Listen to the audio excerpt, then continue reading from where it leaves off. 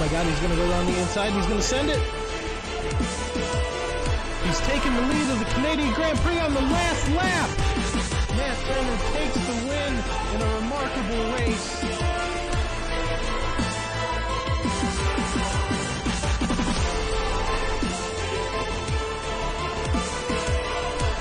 We have teammates coming together. How devastating!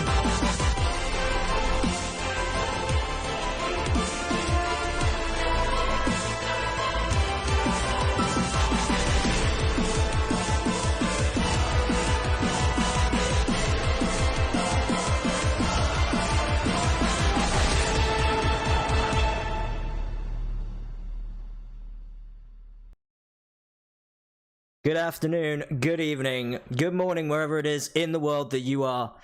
This is the iFormula League, round number 10 here from Hockenheimring, and it is going to be one hell of a race for you today. I am going to be one of your commentators, joined along, as always, with the wonderful Biggles. Introduce yourself, mate. Say hello.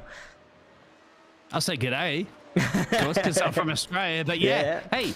I'm hopefully, you know, a great caster, trying to keep all the entertainment, but you are a great caster and broadcaster because you'll be controlling those camera angles here for our fantastic F2. It's the F2 league, of course, my friends out there, but the F3.5 cars, of course, the Renault powered powerhouses.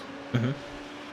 Yeah, indeed. And, you know, these cars definitely not with their fair share of difficulties. Obviously, a lot of people say that in terms of open wheel cars, these are very, very difficult to drive. You know, they have surprisingly good downforce based on the look of them, but then they're also, you know, those tires are not the big chunky tires that you see in F1 nowadays. So you really have to kind of watch it and watch that you don't just push the tires to their limits, because otherwise you may find yourself spinning. We saw a couple people doing that in practice. But one thing that I do want to talk about before we get started with all of the qualifying is just the standings at the moment, and just doing a brief rundown of where we're at. Obviously, at the moment, we have had 9 rounds so far. We're on the final stretch now. We've got 5 more rounds to go, including this one today. And at the moment, leading the charge is Chris Byram there in first place with 151 points. Been doing an amazing job in the last couple of races. Lewis Archer following suit in second place with 140. Then Cesar Cabral rounds out your top 3 with 138. So very, very close between the top 3. I'd imagine that we're looking for those top 3 to try to really make a push. Although I haven't seen Lewis Archer today, so I'm not sure whether or not he's taking this race off or what. But definitely Cesar Cabral and Chris Byram are going to be looking to battle it out and start to now really try to solidify their positions towards the end of the standings. Yeah, I was looking for that driver, as you mentioned, on the grid there, and unfortunately you have to be in it to win it. And yeah, who knows? Yeah, we all have personal issues and jobs and all that sort of jazz. I'm sure if he wants to be here, he would love to be here if he could. But it is what it is. So Chris could definitely be bringing it here this evening and trying to secure a little bit more in his championship. And that lovely looking liveries. I do love the liveries actually from these drivers out there and the teams. So their teams, of course, their cars. At the moment, Chris did set the fastest lap, but it's been replaced by Nick. And Chris actually had a spin pretty much on cue there out of the final corner.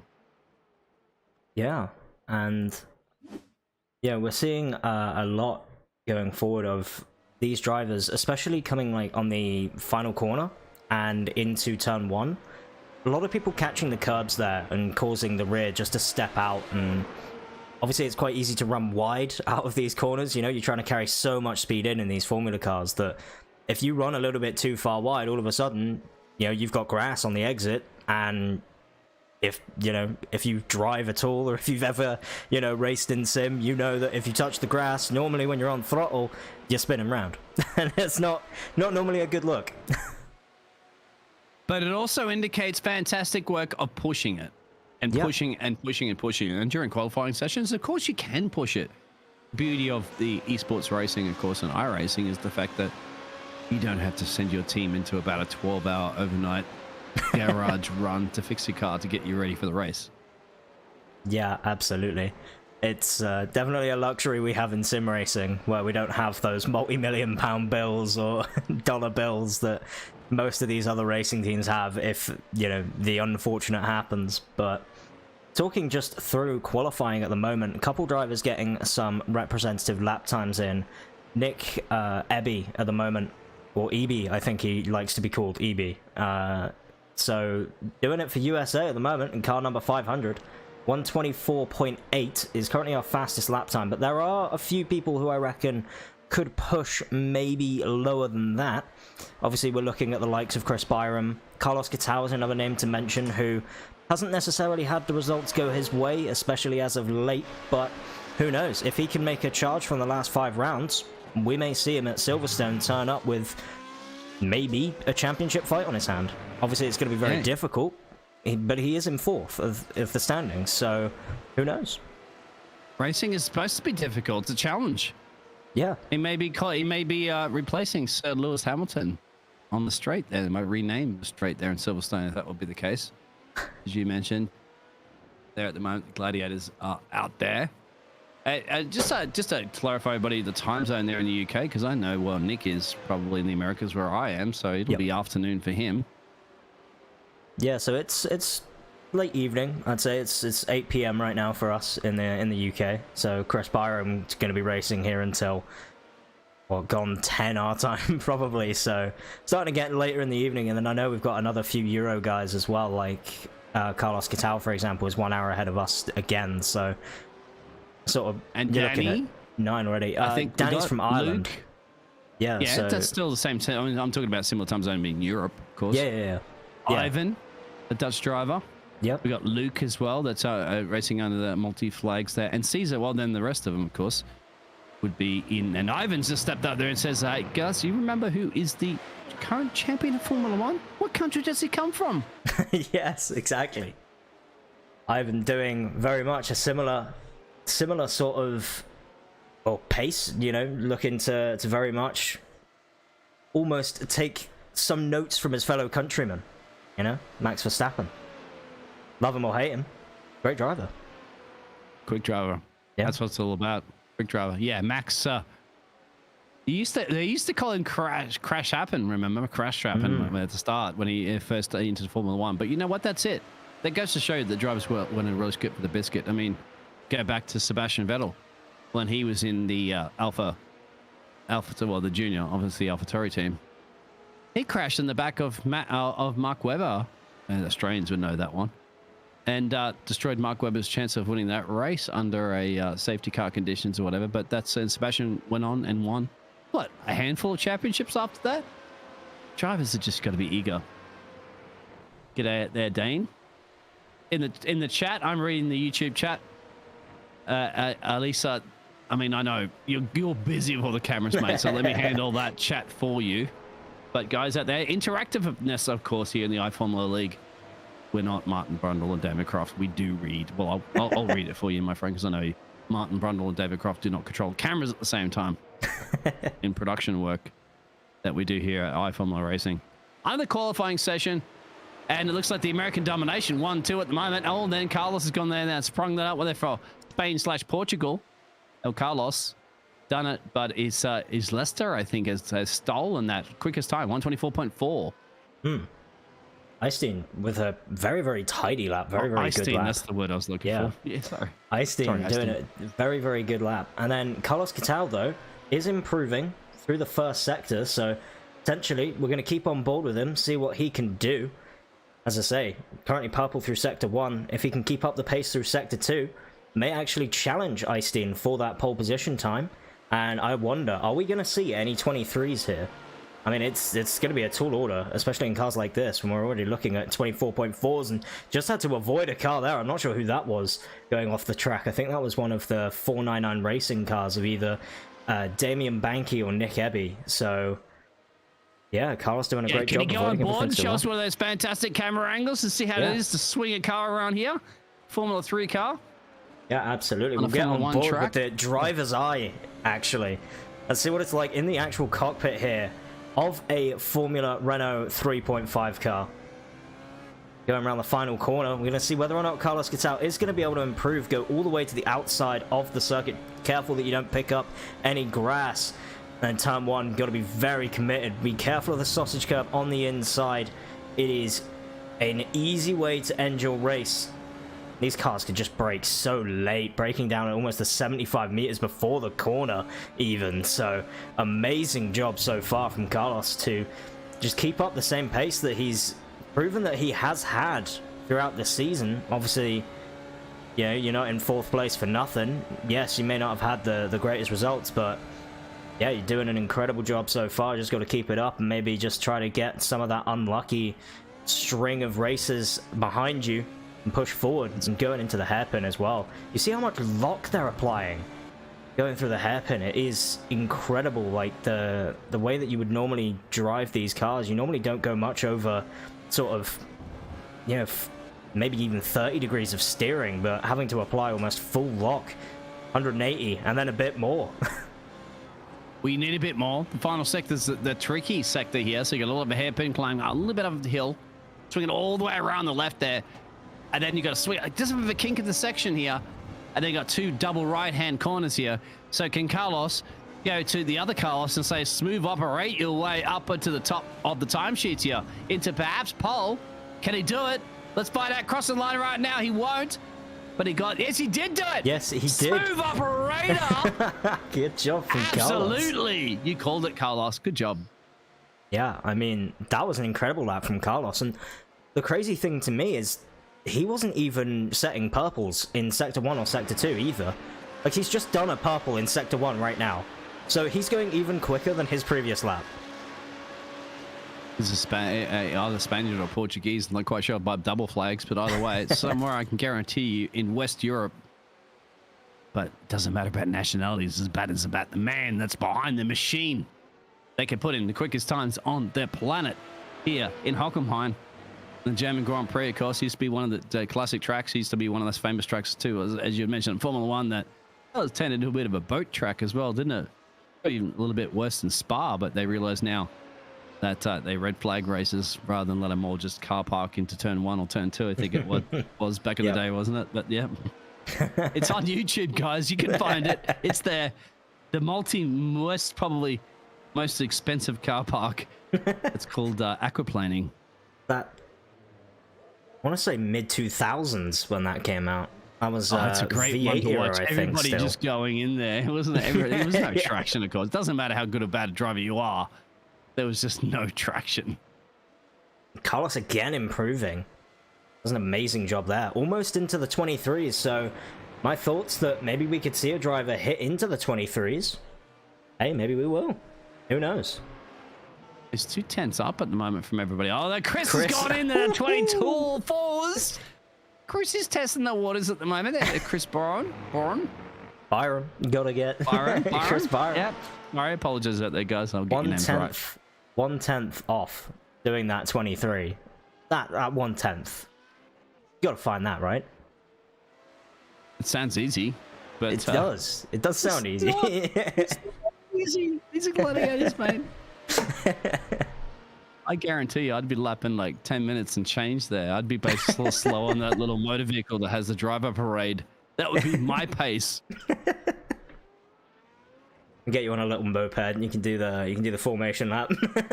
No, the one that drives the truck where all the drivers are sitting there doing the interviews on the parade. That's me. That's my pace. Okay, that's what I can handle. I mean, I'd love to flip a couple of those drivers off there and just like brake test them, perhaps, but no.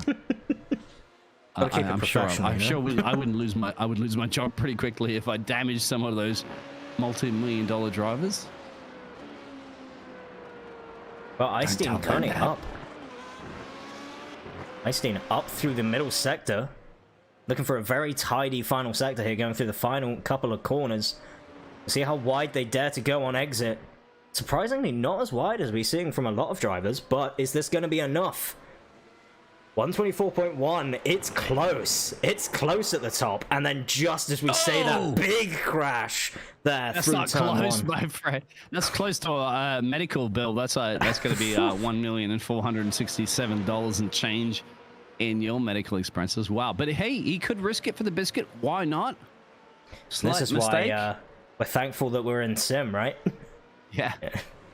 Well, exactly, because the real world, you can't push it like that at the moment, and they're glad that I have the porpoising effect too to destroy their backs and necks. Talk to George Russell. Yeah.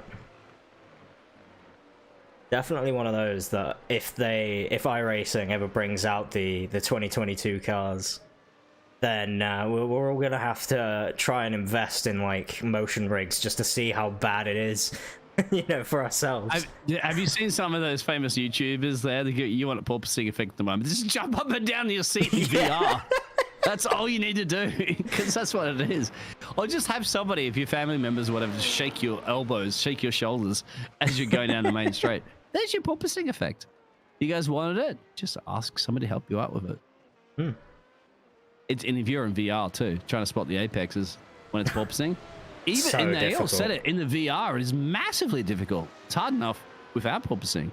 I do feel for the Formula 1 drivers doing it, but hey, they paid the big bucks. You signed up. Best 20 drivers in the world. You gotta show why you're the best 20 drivers in the world. Exactly. But currently up on their time, Ivan Bothkamp. We'll quickly jump on board with him, who is Chris Byram's teammate. Not necessarily similar sort of pace between the two of them, but Ivan looking to try and make that step up, really show his teammate what they can do in that car. And I will admit, it almost looked like he was getting quite bad understeer through the final couple of corners, so not sure if that's a setup thing or what, but definitely struggling a little bit in that car, the number 8 there. And again, lovely livery for the CUDA Works team. Does look really, really nice, actually. I don't see a touch of orange whatsoever. Oh, do I see a touch of orange on there? Come on, Orange Army. For the Dutch driver. There is actually orange. My apologies. Yeah. I did see it on the side of of both the rear and front wings. Sorry, Ivan. Anyway, Ivan did have the pace early, and we know Dutch drivers in any Formula categories at the moment are quick. Geez, they even win championships. But at the moment, Chris is the one on the top step for provisionally for the qualifying session.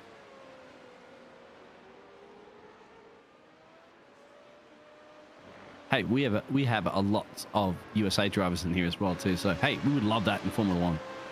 And obviously they are quick. And thank you, Drive to Survive, bringing the hype and energy into the Americas.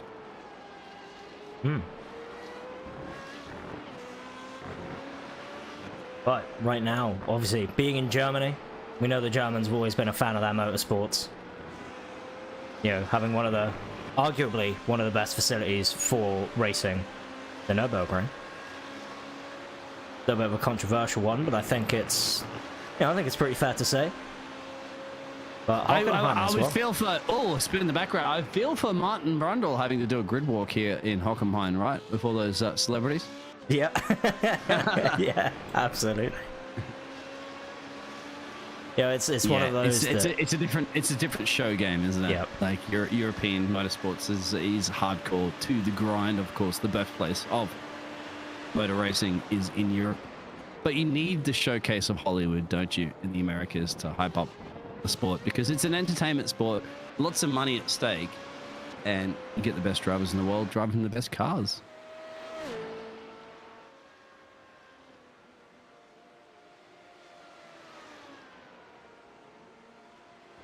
Yeah, I will say though, it's this qualifying session actually really, really close. Like compared to like the top 5 drivers right now, all of them 5/10ths. I mean, top 3 separated by only a 10th. I reckon it's going to be a pretty good race. And obviously we're not seeing the likes of Cesar Cabral qualify. I'm not sure whether that's because he may have a qualifying ban. That's true as well too, as Seth, I think, out there. But you're right. I mean, these are gladiators, my friend. And this, you said this is round 10. With Yep. 5 rounds to go, you got to bring everything you can right now in a classic motorsport racing circuit here in Hockenheim. They are not any slouches, and that goes to give you an indication of the time differences between these gladiators. Still, I don't think anybody's bringing it to Chris's time just yet, and the 64 car and P2 there, good place to be. Could be a great run up into turn 1. Quite a short run up into turn 1 as well. You think about like the line is very, very close to where the entry to that corner is. So I'm wondering whether or not turn 1 for these guys, obviously standing starts here, so are they going to be taking turn 1 flat side by side? Obviously, that's going to be very, very risky if they do. But it's a very yeah. You got to think about it. If you look at the track map, you can probably show up in a little bit. It's Austria, really, in those first turns, because apart from the kink, the kink of it looks like Ivan's actually gone off the track a little bit, so it might not be improving his time. But you think about it, the short run up into turn 1 is definitely Austria. Yep. Because it's high speed corner, little kink, and then you have a run all the way up to the top of the hill, and the top of the hill will be turn 3. That is in Austria. It'll be turn 2 here, but because there's a little tiny kink, which isn't even counted as a corner, of course. But they just add that one in Austria because it's only 10, and that's and then the rest of the track obviously is a lot different in Austria. But that's it. That's where you get those overtaking opportunities. So if you can bank it up there, get an overtaking opportunity, but then you have to defend yourself right up in the hill, because the kink in turns 2 and 3 in Hockenheim is a lot trickier than what is in Austria, but it's still very entertaining. Yeah, I still think it's going to be flat for these drivers. They're going to be looking out of turn 2 to be taking the rest of that flat. Obviously, it's a very long run out of that corner all the way down into the hairpin. So if you can get a good draft, then who knows, like, depending on your gearing, you have that move into the hairpin secured. It's then quite tight through the rest of the sort of middle sector, so you end up in a situation where the car behind is just dealing with dirty air, and it's just really trying to just hold it on, as we see Eistin doing a little bit of a pirouette, gets it back on the road. Wonder if that was intentional or not. Just a little bit of style points. But yeah, it's definitely one of those that I think we're going to see a lot of drivers struggle with tire wear this race. That'll be the key to getting the power down out of that hairpin you mentioned, because that's also very, very tricky. I mean, you don't get you do get some overtakes a little bit further down in that little kink after the hairpin. There's 2 of them, but after that, it's generally a follow through sector 3. Build up a good exit out of the final corner, and then make a run down the main straight across the line, and then do it all up the hill there for turn 3. That'll be the key. But tires as well too, putting the pressure on them. Got to manage them. And hey, you're all by yourself. You don't have your Toto Wolff, Christian Horner, and the powerhouses of like 1,000 staff back in the factory or in the garage there to help you out. You're kind of all alone. Yeah.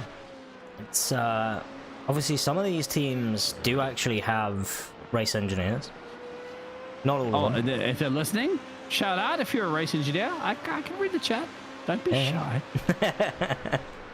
But yeah, come on there, Bono. Come on, Bono. There are a few. Especially in the F1. I do a bit myself actually for one of the teams in F1. You are the Bono. You're my Jeff then. Yep. You're my Jeffrey. Jeffrey's actually been fired, unfortunately, for 2022 for the F1 arcade game. Sorry to upset everybody about that one, but it is arcade. It's not a sim. No. I guarantee you can't drive a F1 2022 Formula 1 car and then jump into a real F1 2022 car and expect to be okay. But you could, in iRacing, jump into some of these cars, GTs and all that sort of jazz, and actually get in there. Talk to Jimmy Broadbent about that one. It's very much possible. Yeah, Jimmy Broadbent, and there's a couple of other people as well. Like, Gordy Much, his teammate, actually, does the opposite of that. He went from real world into sim, did really well in sim, and then actually said that, you know what, like, people can learn a lot from sim racing. Oh, it's the future. It is the future, I guarantee you. Because it's so real now, thanks to computer technology, that, I mean, apart from the G-forces, physical work you have to do, of course, but hey, knowing the timings, knowing the corners, knowing the braking points, knowing how to set up your cars, yes, that's real. Qualifying is really over. It is. So, I think there's a couple people still on laps. At the moment, Nick, Ebby, and Luke Mitchell iced in as well. Not sure if any of them are improving, but if no one improves, our standings then will be, just as I say that, Ebby does improve, not enough to overtake Ivan, but still gets a little bit closer. Yeah, I've noticed this as well too, Elisa. That even in GT and all the iRacing sessions, it's not similar to the Formula One where, you know, last across the line generally is the quickest. In this case, early times in the early part of qualifying sessions tend to stick very well. I don't know if that's a pattern in the iRacing game, but sim, but it is what it is. Yeah, I mean, some of them can be, as Luke is just about to cross the line. Let's see whether or not Luke can finish off this lap strong in that lovely GTR chrome livery. I will say that is another livery that I really do enjoy looking at. The likes of Lewis Archer make it. That would be banned in the real F1 because you imagine the sun bright. shining off that and brighting. Yeah, exactly. McLaren tried it, didn't they? They had to tone the chrome down too. Yeah. I think Mercedes did it as well, right? Yeah. In their early days. I would honestly make my car the same color as the track, so where you wouldn't even spot the braking points or whatever. I don't know. I would try some sneaky approach or do that like what is it, zebra approach that what Red Bull and anyway, we're just talking gibberish right now. Let's wrap up this qualifying session and get ready to racing. Guys, you look quiet out there. Dan's out there said nice. Dane the drain, whatever it is. Still loving you out there. Hey, you misspelt nice. I can misspelt your name. It's fine. Well, let's get the results up from qualifying. Obviously, not that many drivers to show, but we did have 9 people setting a time, of which Chris Byram fastest by no, you not needed to that say much. rhyme. You're right on the rhythms in that one. We were close. But yeah, Chris Byram with the 124.067. Wished it could have been a 23. I reckon later on. You wanted Chris, a 23. I really wanted those it. 23s. I really wanted it so badly. You know, reckoning's a very Australian word too. So you know, you're borrowing that on good terms here. So. Well, I thank you, Biggles, for giving me permission to use that word. But yeah, as I say, like Chris Byram doing an amazing job putting it on pole, and then Eystein again, and Carlos Ghosn. Both drivers very, very close. You know, you're looking at the gap between Eystein and Carlos was 0.004 of a second, and then the gap between Eystein and Chris was 0.066. That is arguably one of the closest that we have. Okay, so to give you an indication out there what that would be, now a Formula One car travels a full football pitch, like, you know, UK football pitch, let's say, soccer, in a second. That means that what you're talking about would be, say, the area from the goalie area. That's how much of a distance that would be. Over a track distance of what, 3 and change, so kilometers. That's pretty impressive.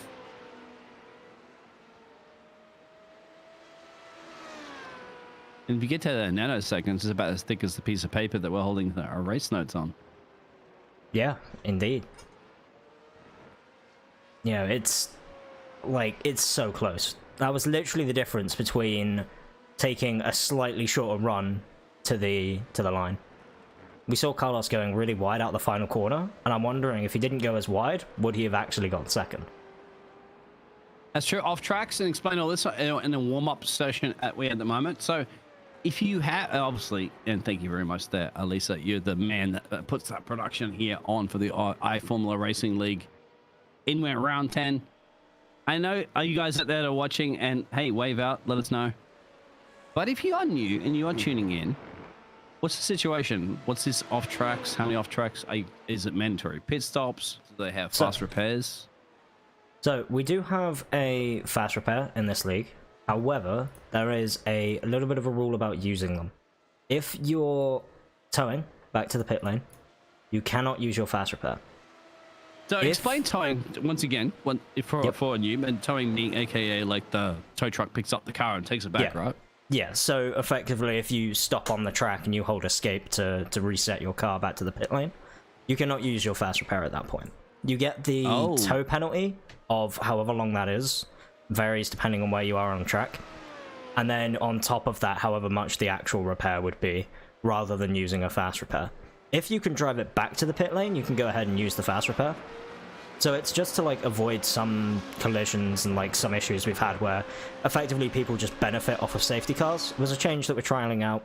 We'll see if it works. Yeah, fair enough. See what the that's one for the chat out there on YouTube, guys. What do you think? What do you think about that? With how much you're going to lose, and obviously damage is based on how much damage is the car. Now, if your car's flipping upside down, and you know, basically into pit lane there, signing autographs and hanging like a cow, like you know, I mean that might cost you a little bit of time, right? Yeah, absolutely. But yeah, and then going on to everything else for the race. Obviously, we've got the mandatory pit stop. Now, I believe in this series it's a mandatory tire change and fuel. And the fuel tanks have also been lowered from the full size to, I believe, off the top of my head, they've been restricted by 25% of what the actual fuel tank allowance is. So you can only fuel up to a maximum of 75% of a full tank. So that can create some interesting things with strategy, to where I think from what Carlos was saying is it's not quite enough of a reduction to where you can't, like, you're very close to making the full race on a full tank. So potentially we may look at restricting that a little bit further to just spice up the strategy a little bit more, make it a little bit more interesting out there on track. So if, you know, the racing isn't necessarily the most exciting, we still have, you know, the strategy game to talk about. All right, now you've done it. I'm gonna say this. Do not quote me on it, but I am gonna say it. What you're basically saying right now is if you're lowering the fuel tank load there, that perhaps Roman Grosjean, if that car crashes into a wall, could have perhaps got out of that car in less than 1 second. Or is that too soon? If something happens. So I did go there, but I only went there because the man survived, as an indication of how fantastic safety is in Formula One. But then again, you know, let's think about it. Less fuel in the tank. Could have got out a little, maybe less. Anyway, I'm not even going to go there.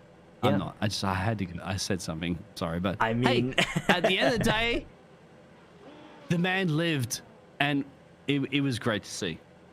Indeed. But we are just getting everyone lined up. I believe Alexander Carver-Robbins and Seth Davidson yet to grid up. The lights are going on here from Hockenheim, the German Grand Prix, round number 10 here from the iFormula League, Formula 2. It's lights out and we are green here in Hockenheim. And it looks like it was a good start from everyone except for, I believe that was Luke Mitchell there off the start. And I believe a couple of people off in the background there into turn number 1. I did mention that turn 1, quite a short run, so potentially going to have issues. And indeed, a couple people spinning early on those very green tires. Looks like people are getting through the chicane quite nicely at the moment. Cesar Cabral is currently stuck in a little bit of a sandwich here between Damian Banky. Actually, no, sorry. Damian Banky's the one in between the sandwich. Damian Banky, Danny O'Keefe, Cesar Cabral all trying to battle it out here. Going 3 wide potentially into the hairpin. Boys, there's only really enough for 2 of you. Got to be careful. One of them backs out. I believe that was Cesar Cabral wisely deciding, you know what? I kind of want to keep this car in one piece. Get through lap 1 nice and safe. So Danny O'Keefe, Damian Banky doing a great job on just keeping it nice and clean so far. And getting through what was a pretty eventful first lap, and we're almost at the end of it already. Yeah, Nick losing a couple of places there, down, dropping 4 places there. Carlos getting 1. But the American drivers P3, P4 at the moment. Danny, they're sticking at 3 positions again. Danny O'Keefe, of course, 15 car, doing a fantastic job off the launch there. Ivan dropping a couple. I saw that. A bad launch. Couldn't get the pedal down, or got the pedal down a little bit too heavy. Still Chris Bryan's show at the moment, or Broom show, whatever you want to pronounce it, doesn't matter. Chris, the 78 car, is leading this race down to start lap 2. Yeah, and we've got Danny O'Keefe at the moment trying to look onto the back of Damian Banky, and We're going to see whether or not he's going to be able to do it, but he does need to be careful because Cesar Cabral is behind him, and we know Cesar is a very aggressive driver. We've seen it before. We've seen it a few times here in the iFormula League that Cesar Cabral, once he sees that move that's on, he's going to go for it. He ain't going to give you any sort of room to you. He's going to just send it up the inside and hope that you are watching your mirrors. But it's going to remind you who Ayrton Senna is all about if you're going to be seeing anything in your mirrors. You went there, didn't you? You went there. Hey, sometimes we got to make the references, right? Yeah, he's bringing it right now. He's bringing it tooth and nail, reminding us that Brazilians can drive, and they can drive quite quickly. But can they drive quickly enough around the outside? I'm both camp looking for the move, trying to follow in his obviously fellow countryman's footsteps, Max Verstappen. Talk about that battle. I wonder how that battle would have gone on track if they ever raced together at the same time. Senna versus Verstappen? Would have been an interesting one. Yeah, oh, that would spice it up. You know what? There will be some future Brazilian drivers that are coming thick and fast right now into Formula One, so perhaps that will be occurring. Yeah. Right now, you do have a Brazilian and a Dutch driver going for it, so it's Ivan versus Cesar. Cesar gaining 4 positions there for the Brazilian domination there. They won many World Cups, haven't they? They won a few championships in Formula One. And while the Dutch army is now in town, starting to bring it, and Dutch obviously in actual, obviously, let's go to soccer. But Dutch are also a powerhouse, aren't they, in sports right now? So here, the old versus the new, who knows? Still racing, still Chris leading. Indeed, but Chris has to be careful because Carlos is actually managing to catch up. Obviously, Chris did set the fastest lap of the race last lap by, obviously there's only really been 2 of them, so it's not all too impressive. You know, you're out in the lead, you'd hope you're setting fastest laps. But even still, 125.7 in comparison to Carlos is 126.2, but this lap it looks as though is going to be a little bit different. But I want to keep on board with this battle between Ivan and Cesar actually, because this battle is really close. Although just as I say that, commentator's curse, Ivan Bovkamp makes a little bit of a mistake through the kink, and then Cesar Cabral is able to just get away, and both of them looking to try and catch up to Danny O'Keefe, who seems to be making a few mistakes, locked up a little bit here into the carousel. And going into the final couple of corners, we're going to see whether or not Cesar thinks of maybe making a move up the inside. Obviously, you don't really want to try and send it through the turn number 1, but anywhere else, pretty fair game. Any way you want it, doesn't matter. It is not a song, isn't it? Any way you want it, any way you get it. Doesn't matter. It's called motor racing. And you know what? Be quiet to Ayrton Senna. It goes to but Ivan Bovkamp. A little bit of a touch there between Cesar. Both of them. I was going to say, Ivan, front wing clipped on Cesar Cabral's rear. And yeah, Carlos putting pressure right now, exactly. And there's a little bit of battle for P1, P2. It looks like we have a back marker on play already. This could be a run right now from Carlos. Look at this. Tucked up behind Chris's gearbox. We're going to break at the 50-meter mark. No, I believe that's Eystein, actually. I think Carlos maybe made a mistake. So Eystein's now actually battling Carlos. So Carlos in the car in front. That's the Arriga Motorsports car, the number 22, that white and red. And then I just saw porpoising. I swear I just saw porpoising. I did. F1 has conditioned you. Good racing, but I can guarantee that right now in round 10. Yeah. So, yeah, well... I was going to say, it's relatively small field, but as per usual, it's looking like it is very, very close between a lot of these drivers. Carlos Cataldo doing a pretty decent job there in P2. Having a battle with Eystein pretty hard though, so the Lumos stand-in for Alex Gutnecht is Eystein. Proving why Eystein maybe actually should have been in first place contention all along for that team. I'll keep an eye on Ivan and Cesar. If you switch over that Formula 2 camera right now, it's going to switch the battles between them. Once again, it's the old versus new. Here it is going to be side by side. Brazil versus the Dutch army, and the Dutch army's gone off into the grass, into the fence. They both collided with each other.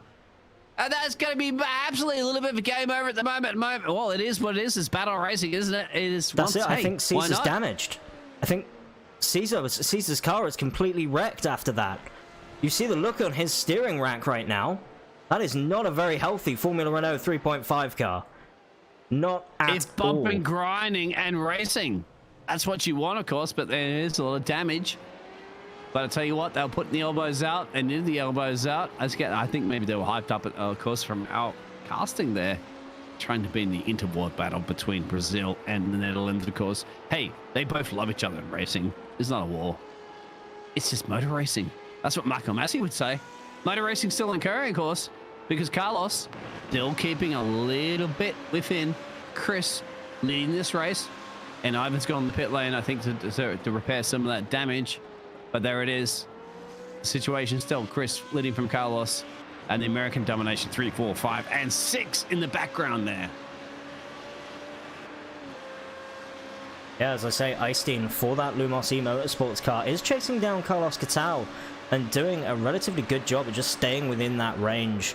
Of just, if Carlos makes a mistake, Eystein's going to be able to pounce on that and, you know, gain that position back.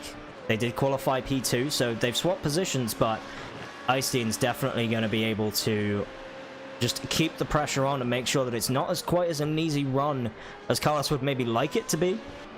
You know, he's got to be a smooth operator, as you keep saying. Carlos has to keep it. But I'll tell you what, Eystein has a bit of a butt kicker to kick his butt up.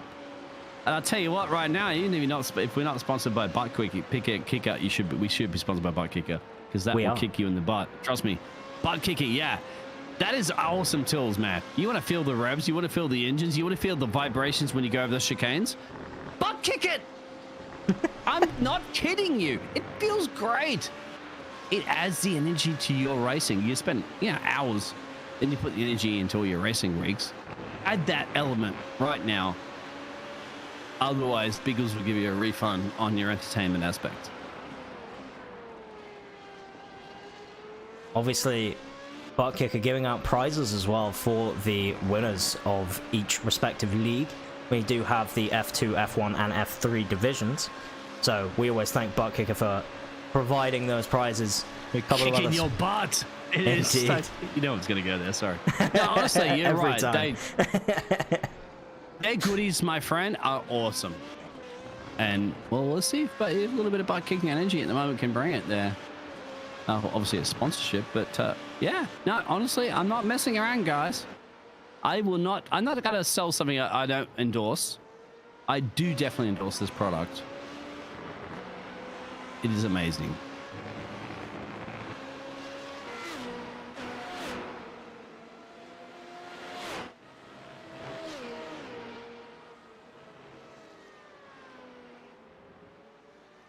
I will say, this battle, currently closest on track, Carlos Ghosn and Eystein, doing a pretty damn good job at keeping just super, super close. We're on board right now with a lovely chopper cam, viewing the battle from above. I'm sure Eystein is trying to look for the upper hand, the advantage, any way they can do. At the moment, not really able to find much. I mean, 2/10 on that previous lap, so... It's not Austria, but it's in Germany. It's close enough. He'd be like, get down. Get to the chopper. Get to the butt kicker chopper right now. Have your eyes down. Oh, this would have worked better if it was in Spielberg, but I'll tell you what, it is what it is. You know, you cussing me for the puns and the energy, but hey, let these gladiators on track do what they need to do. Here's an overtaken opportunity. Going on the outside line. Last late breakers. Can it cover him off? Has to deliver him, has to say, hey, you got to work on me, friend. You got to on the outside. It ain't easy.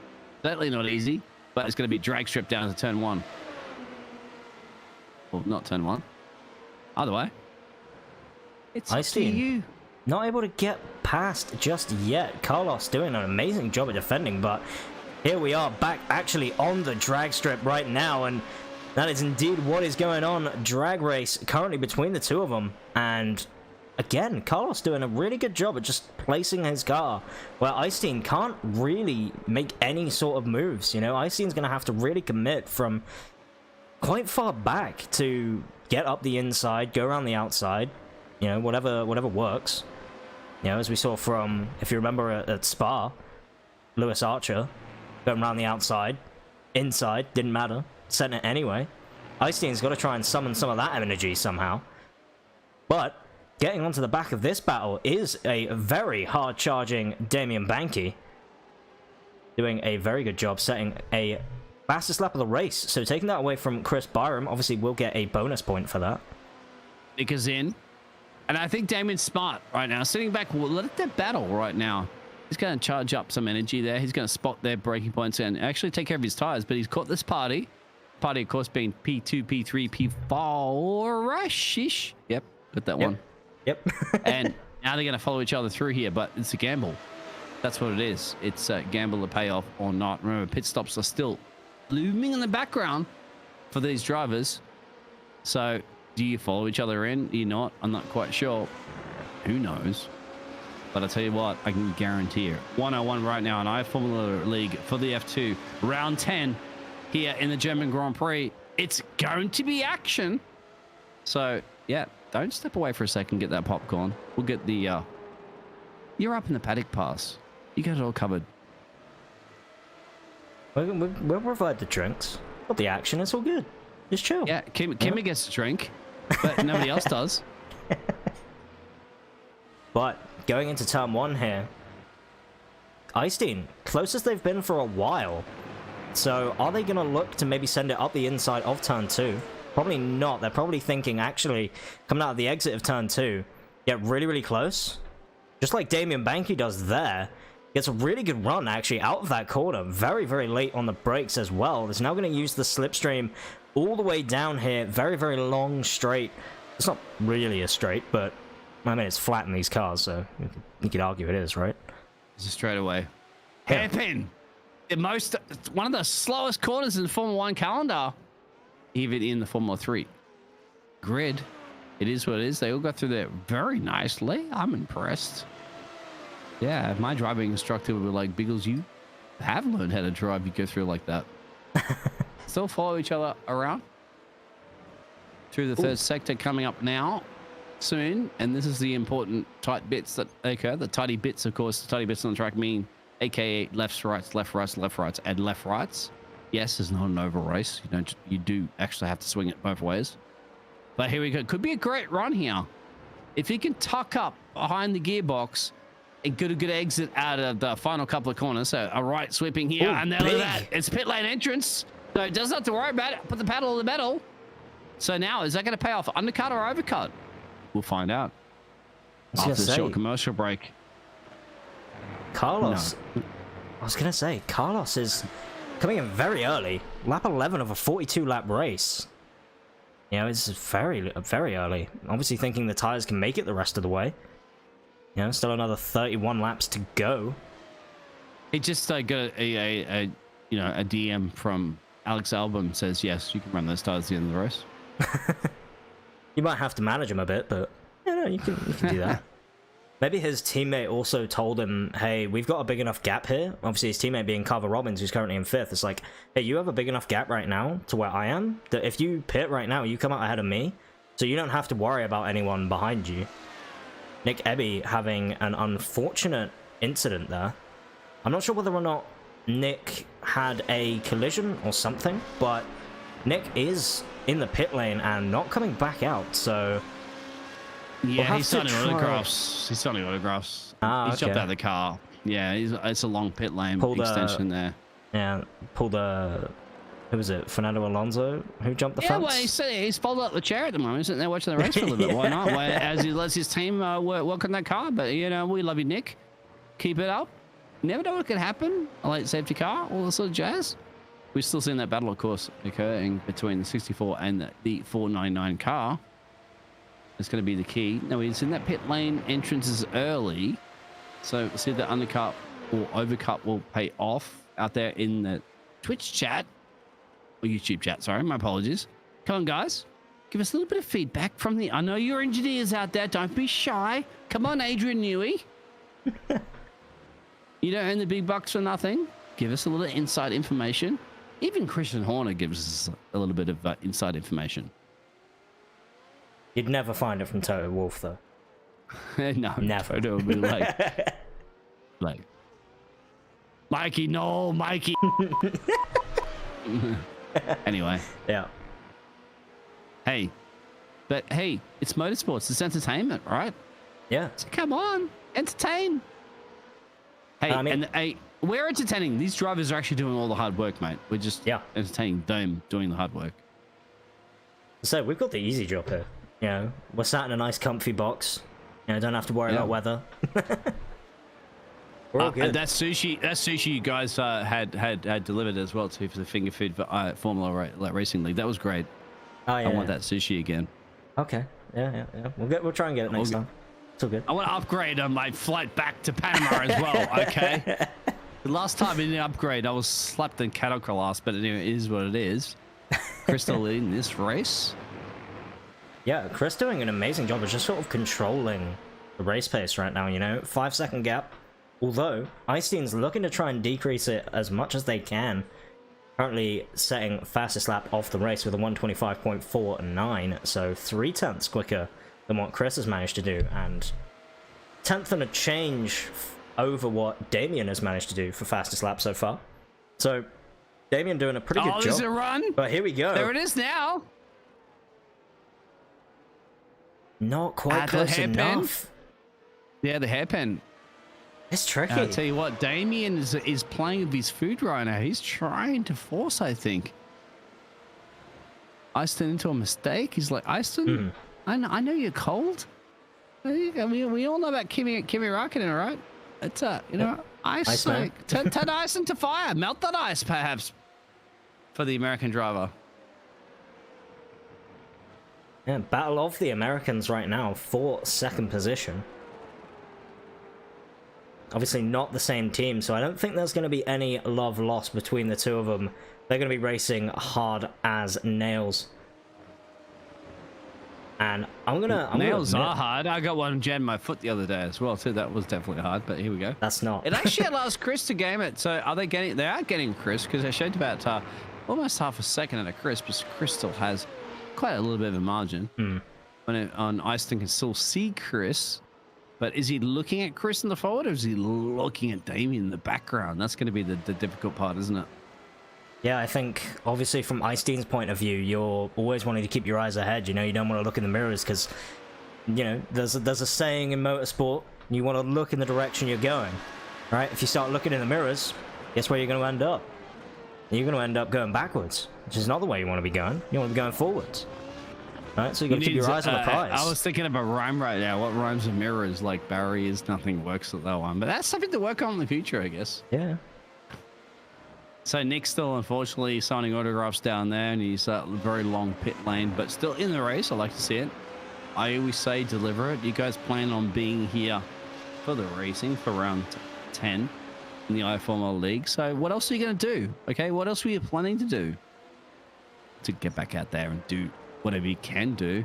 Get the fastest lap. Steal the fastest lap, perhaps. Because, hey, there's essentially 11 runners, and you get a very good chance of getting the fastest lap. Yeah, points mean prizes, as they say. Literally, in our case. You know? You win the league, butt kick has got you covered. Also, VPG Sim. They kick you off the butt if you don't get your job done. Yeah, you're right. I say VPG Sim is another sponsor we have that do some amazing work. They are providing... What do they do?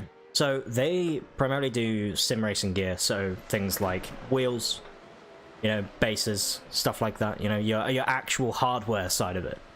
And nice. I mean, I have a keyboard. That help me, but how do they help? They help these drivers out there, and these drivers have already rigs and stuff like that set up. But what's the advantage that they're going to get? Well, you're looking at more buttons, more control over your car. You know, you can feel more. You get a more realistic open wheel rim. You know, you can look at potentially. You know, it's very high quality components as well, right? So you don't have to deal with all those reliability issues. You know, you just plug this thing in and boom, it works. You mean like the fan tech?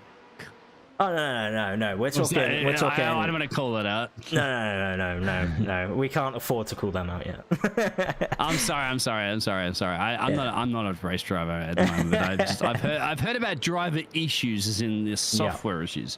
So they're a lot better on the software issues, I imagine. So yeah, just the hardware in general is just like made to a really nice high quality, you know, using properly high-end components as opposed to maybe cheaping out every now and then. I believe they might use carbon some fiber? It might use some for like the actual rim itself. That's if not, nice. it's definitely a weave of some description. But how do we? I want to find out. How do we find out? It's not the button. I mean, it's obviously in the chat. Didn't you get that one? BPG, I believe. BPG Sim website. I'll have to find that for you. We're not just shouting out sponsors for the hell of shouting out sponsors, guys, because I'm not, I'm not. I didn't do this because sponsors say to do it. I do it because I'm actually genuinely interested. So please do. I'm not saying you guys have to go buy anything. I'm just saying check it out. It might interest you. We commit to this stuff, right? These drivers are committing to this fantastic racing. If it gives you an edge, it gives you an edge. Just have a look at it. Check it out. A little bit more on the pricey side, but hey, when you got premium grade components, you know how much money it costs you to buy all these tracks and iRacing and all that jazz? I think that's the pricey side. It might not be that much of a factor, right? I mean, I've casted these races. I've committed to more than about $500 or 500 pounds essentially in change. I didn't even race. So if I'm committed to it, if you got some pocket change, spend the extra money. Yeah, and as always, we talk about our sponsors because we absolutely love what they do. TD Designs as well is another big one, helping out with a lot of the livery designs as well. A lot of the livery work that you see, all of these gorgeous cars. How do we get that? Because I mean, geez, that butt kicker design was brilliant, isn't it? For Lumos, I think that is. Yeah, the Lumos Motorsports car is just so pretty. Yeah. So how are they going to help you out there? How you contact them? You get discount codes. What are they going to handle for you? I believe TD Designs, as far as I'm aware, is kind of internal at the moment. I just off the top of my head, as I say, I haven't had much experience talking with them personally. Need to get on top of that. Might ask. But if you join the Discord, they can hit you up, and then you can connect everybody together. Yeah, absolutely. Yeah. And you're like, damn it, Biggles, you just cost me like 1,000 people chatting to me. I don't need it. But yeah. Okay. Fair enough. The race is a little, well, I'll tell you what, guys, we've all seen Formula 1 races before, right? Where you have a snooze for an hour. You ain't going to have a snooze for an hour in this race. It actually gives us time to have a little bit of a breather. Yeah, it's still but it's still the top three have yet to box. They've yet to box. Now, how's that going to pan out? Because Carlos has boxed the 22 car. Although his pit lane speed was 26 seconds. Yeah, he has boxed, but I think he's actually losing a bit of time on the cars ahead. When he came out, you were looking at the gap between himself and Damien was 20 seconds. It's now 23.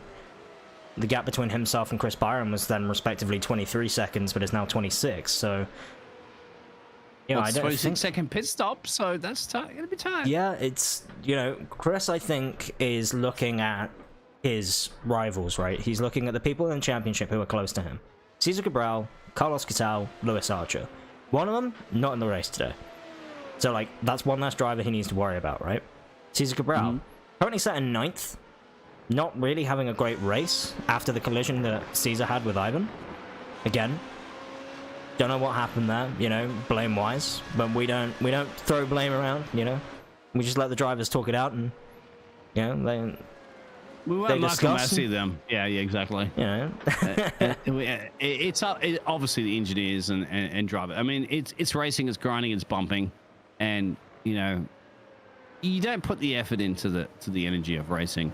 Even if it's esports, it's, somebody's going to be right, somebody's going to be wrong. Yeah.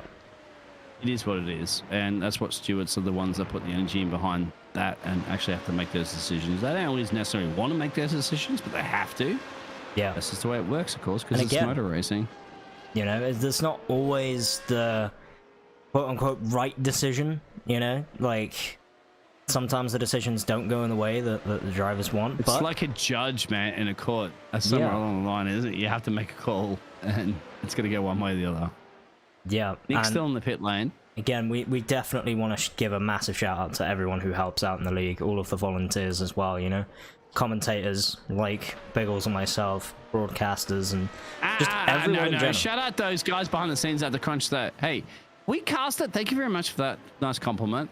But I jump in there and do my best to bring the entertainment. But the real machinery that works in the pit lane garage, of course, for the league, we're the ones that have to sit there and look through countless hours of footage and make those decisions. Put together the drivers, remind drivers that there's a race going on, do the standings, do the graphics, do all that jazz. That's, hey, 101 right there. That is championship material. And they don't get that trophy on the top step of the stage, do they, at the end of the season? Because they're the ones behind. They're the age of newies. Yeah. They're the ones that do all the hard work.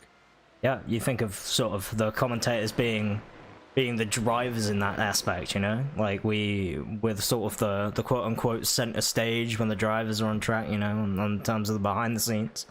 And then we have, you know, the people who help us do what we do, right? You know? So we've got all of the admins, all of the stewards. Without them, yeah, exactly. Yeah. You know? So we want to give a massive shout out to everyone. Drivers are drivers. Yeah, you're right. Drivers are drivers. And we love you, guys. But, you know, like anybody, you turn up, they put the hours and effort. The drivers will get there and put hours of practice sessions in there to try to bring it for a motor race. But once again, we do forget about the people who put hours in behind the scenes to prepare for the motor race that you're about to experience.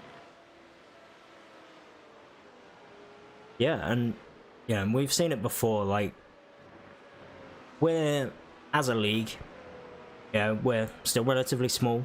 You know, we're trying to build our way up. You know, we're starting to try and start something new, something fresh, something exciting. And, you know, that requires a lot of time. You know, starting up something from the ground up requires a lot of time and effort. So, anyone that has the time to put in and help out where possible is, you know, always welcome. Very much like a mini family in here, I think. Classic quotes, of course, going from that one is start by doing what's necessary and do what's possible, and suddenly you are doing the impossible. Good quote to live your life by, I think, that one. I like to live my life by quotes, my friend, because, you know, start where you are, use what you have, do what you can. Yeah. Man, you're full of them. It's great. It's not what we call the beginning. It's often the end, my friend. And to make an end is to make a beginning, and the end is where we all start from. Come on.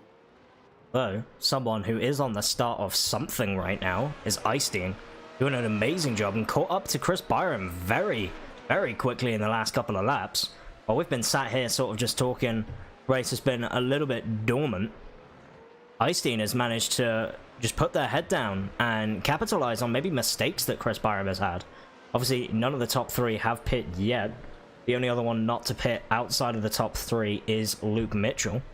So, hey, I mean, you're looking at, if Chris Byram keeps up the pace that he's on, then Icedean, after a couple of laps, going to be on the back of him. You know, you're right, but also flow back at the moment because the old Danny O'Keefe is the old daddy boy.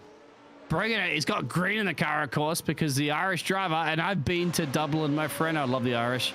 So he bring it right now. He's got Alexander up the road there. The battle for P8 and P9 currently at the moment. So we're not going to forget about that. Leicester, I think Leicester is in. Now, here it is. A run up the inside there. Up the top of the hill. Actually, in the hairpin. My apologies.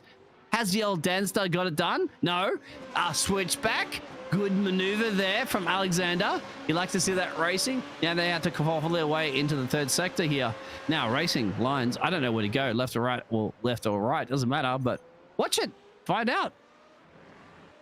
Yeah, Danny O'Keefe doing a really good job at trying to just keep the pressure on Carver Robbins right now in that Ariga Motorsports number 74 car. So the Orion Racing team doing an amazing job. Again, you see that TD Designs logo there on the back of their car, and just as I say that, I did hear quite a loud crunch. I'm not sure if that came from maybe just a little bit of an iRacing issue, but thought someone may have gone off. For the moment, doesn't look like it. So Danny O'Keefe and Alexander Carver-Robbins keeping it very, very close so far, going into turn number 1. Alexander Carver-Robbins dropping back a little bit. Danny O'Keefe looking to maybe go up the inside of turn 2, thinks better of it. It's just going to maybe try and focus on the run. Again, one thing that we haven't mentioned, by the way, Biggles, is the DRS. You got 8 uses of it around here. It's not like the F1 where you have to be within a certain time. You just have 8 uses throughout the course of the race, you know? I was looking at it. I thought it was push to pass. Yeah. It is a push to pass. Okay, now, yeah, Grant, I didn't even get me started about push to pass. Push to pass, I think it's much better than what ERS is. Well, let's see if Danny can use a little bit of push to pass at the moment. It looks like at the moment, if I can see that one, he hasn't used none, 0 on the scoreboard that I'm seeing. Potentially, it may not come up as push to pass for us. We don't really get the DRS usages, but you will see on the car when they're using it, the rear wing actually shuts. Oh, so it does like a little flap. DRS. So it does do the DRS flap. I did not caught that one. Sorry, I was not aware of that one. Yeah. Let's find out anyway, because DRS activation will come into play down the main straight. Couple more corners. Don't even have to be within a second of the car in front either. You can just use it whenever. Oh, really? Yeah. Wow. You just have 8 uses throughout the course of the race. Let's see if he flaps that wing open then. Both drivers can use it, only one? No, so both drivers can use it as much as they want to. You know, up to 8 times. You know, you just got to be careful. Obviously, not really that big of a run. So if we see it, it'll probably be out of the exit here of turn 2.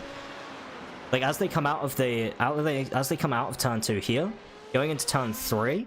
Once the car is stable, then you'll probably see it. You'll see that flap close on the back of Danny O'Keefe's car, but it doesn't look like he is using it yet. Well, let's see if we can get a better view on that one. You want to use it, obviously. No, it is. Indeed, it is. It is closed. It's going to sit on the inside. Last delayed breakers. Now, it's going to compromise his exit speed. He's got to lower enough space on the outside. Now, does he power it down? He does. No flap open, but...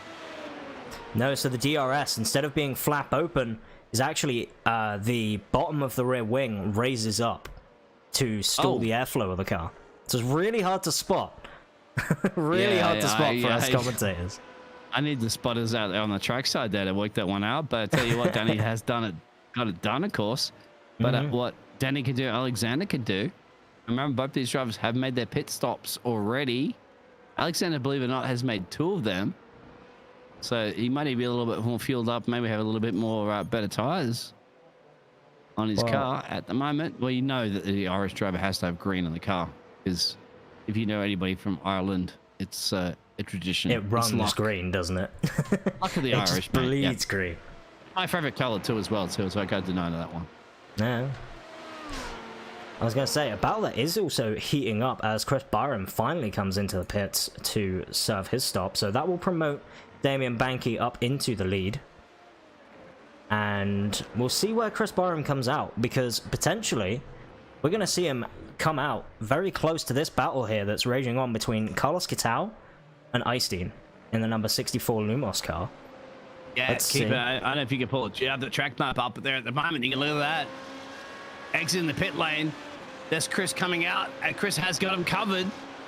However, Chris is going to get his tire temperature up as quickly as possible. He's going to close their way up the hill. And there it is. That's P2, P3, and P4. Now, remember, Damien is yet to box. And that pit stop was about 27 and change. So that's what's going to cost them, which means that Damien, I think, will definitely drop back. But you definitely keep in mind, you won't actually lose that 27 seconds or however long it is for the pit lane timer. There's a run. There's a run. Carlos Kitao up the inside. Does he make the move work? Bit of an aggressive, almost block pass there, but manages to hold on, gets a really good exit. But Eystein looking to come back, obviously in that 64 Lumos car, looking to maybe go to the inside. Carlos, last minute defense. Eystein, last minute attack, and it is all close right now. And this is going to allow Chris Byram actually to not have to look at it in his mirrors at all and just focus on what he needs to do to get his tire temperature up and start running away again.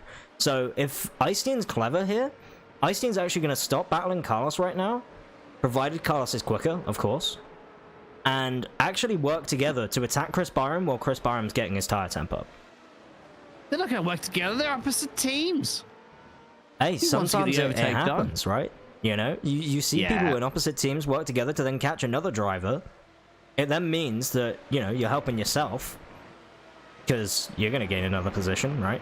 You know, you can then get attacked for first place as opposed to just second, you know? You want the top step of the podium, right? No. No?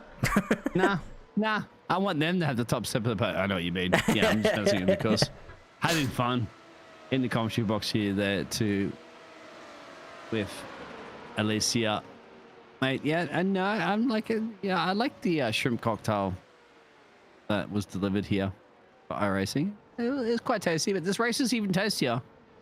They can still see the gladiator up the road there, Chris, can't they? Who potentially is the man in the lead of the race, because Damien still needs to box. On track, he's the leader.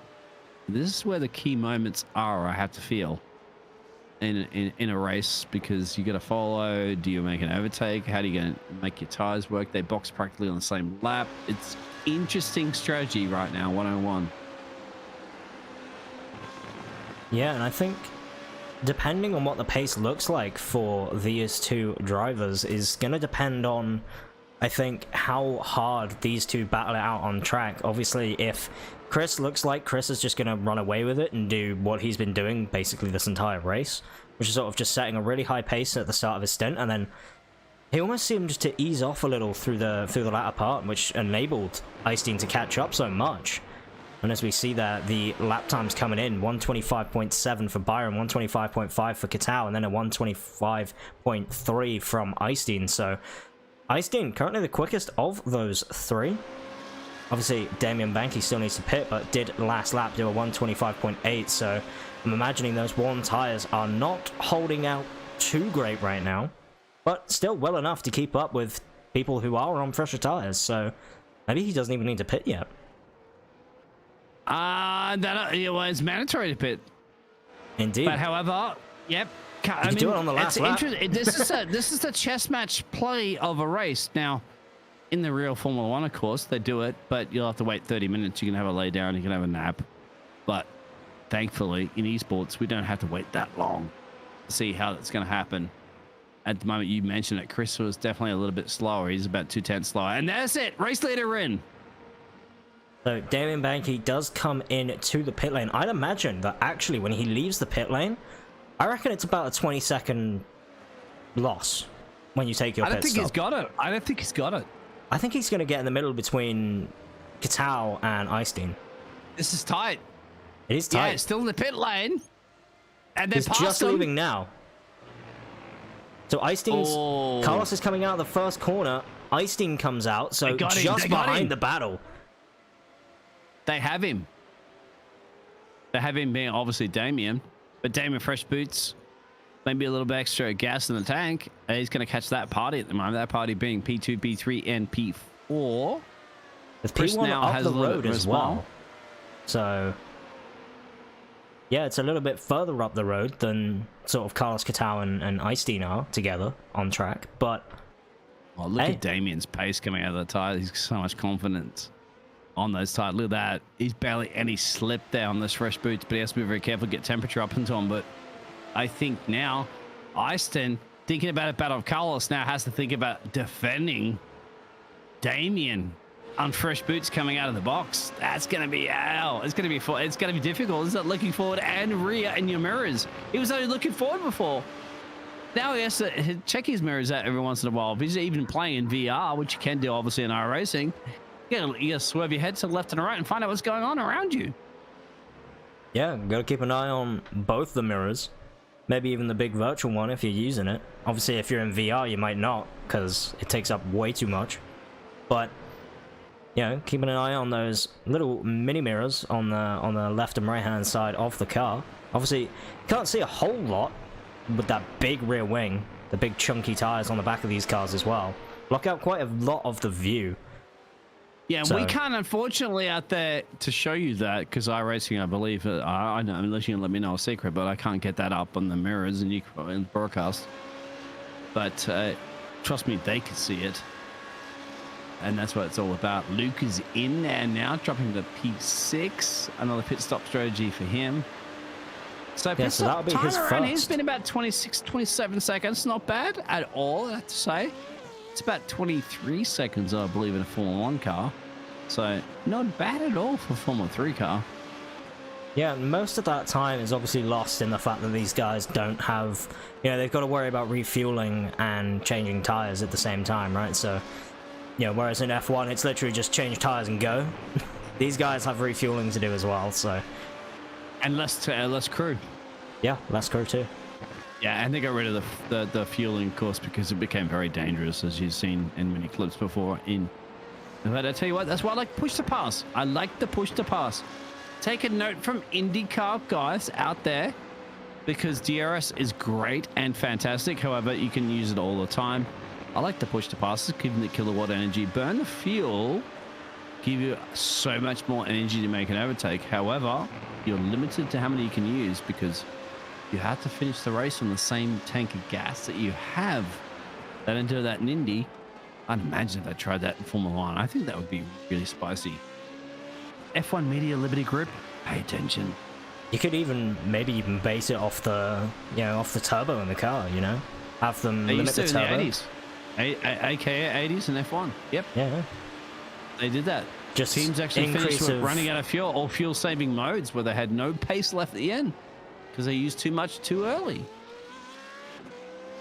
Yeah. Got to base it off a limited number of uses, but maybe just increase the turbo pressure by, a couple bars. It should be at a point where if you want to overtake, you can practically have the kilowatt power and horsepower you're working in your old system. Get the job done. Yeah, but not every time you go down a straight where it has DRS activation. That's just too easy, too quick. And excited because you can actually promote to the audience out there that are watching. Trust me, I cast it, and I have a lot of people that are new to motorsports racing, and they ask me the questions all the time, like, Biggles, what is this DRS? How many times are going to use DRS and all that sort of stuff? It's confusing for a new time viewer. Let's make it easier. Let's say you can pass and use that button and give you an opportunity 8 times a race. That's it. Yep. Everybody has 8. Make it easy for the audience to follow the entertainment, because it's an entertainment sport. Yeah. Obviously, in iRacing, we do get a lot of information, but unfortunately not that, which is one thing that I hope someone manages to figure out at some point. Some of you geniuses out there, get that involved, Find out something that no one else has managed to do. Be the next big thing. Give us that information that we can then use to... We are the next big thing. Yeah. Because, like I said earlier, and I know you're going to go there at the moment, that I might come back and haunt me later for my casting career. But, however, esports is the future of entertainment. I'm pretty sure we all agree with that one. Yeah. I think there will always be real world sport, but esports is definitely going to be a lot bigger than it is right now. And I mean, right now it's still really big. What you need to do is look at world championships for things like, dare I mention it on stream, League of Legends. But no, it's fine. You're right. But hey, what changes, right? There's no reason why you can't have Sebastian Vettel, Daniel Ricciardo, big spin there from Lewis Damien Hamilton.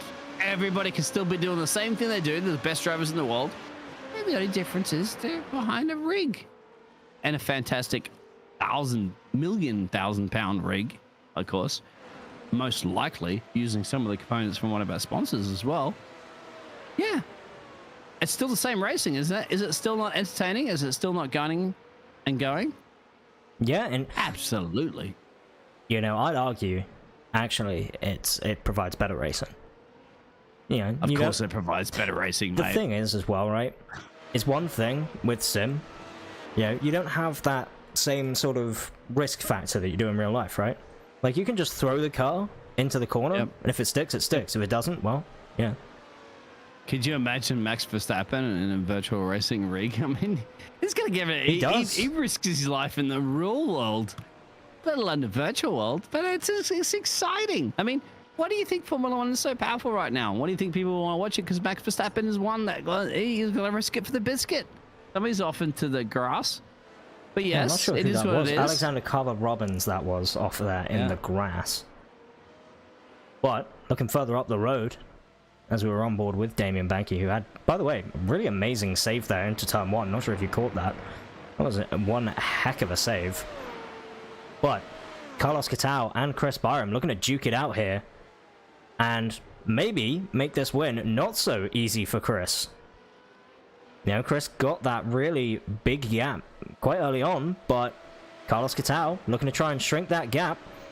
Does he have any DRS usages left? I don't think Chris will have many DRS. I think Chris will have a lot of DRSs left, right? Because he hasn't had to use them. You know, he hasn't had to defend from anyone, really, this entire race. You gotta call it push to passes, because I don't see the rear wing opening up at all. So it might be the key to playing that one. But yeah, it doesn't matter. It's still a little bit down the road. Putting pressure on our championship, well, our racing leader at the moment there, Chris.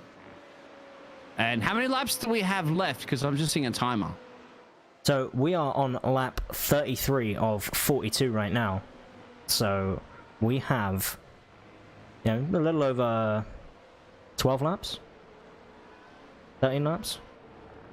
It'll be Yeah, 12 laps after 125 this per line. lap. So give or take, work your math on that one, guys, out there in the chat. Yeah, you guys have been a little bit quiet out there.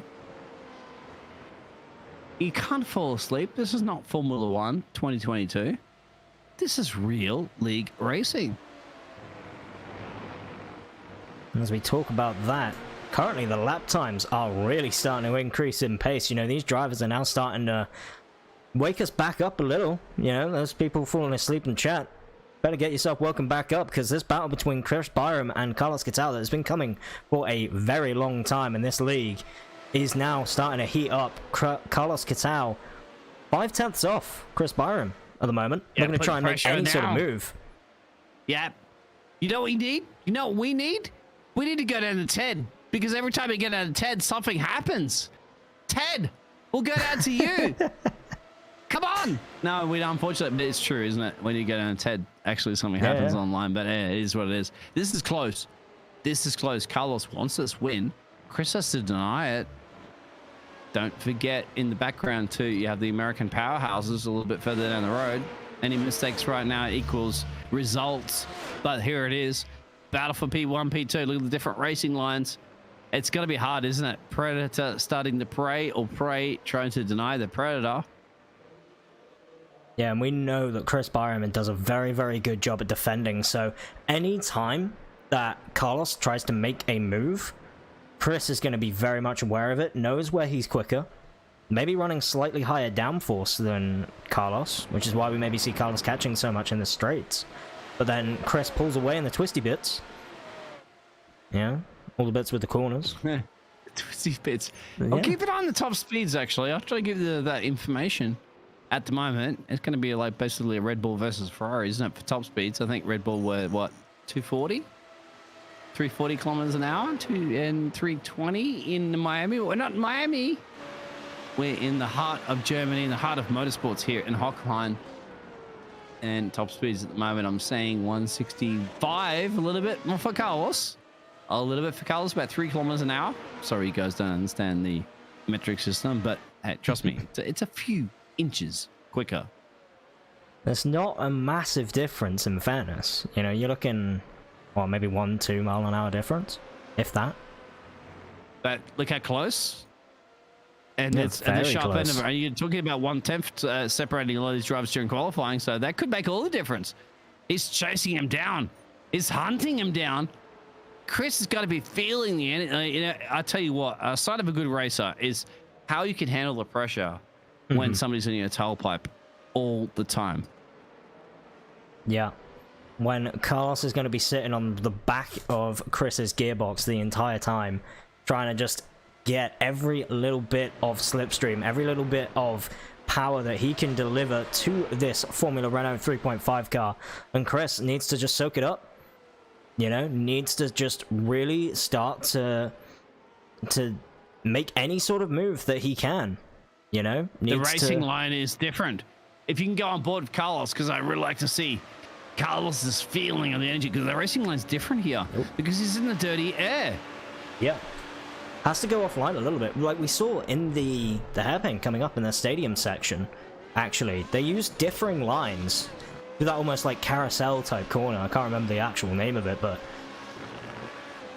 Carlos opts for a much later apex, whereas Chris seems to almost take it as like a double.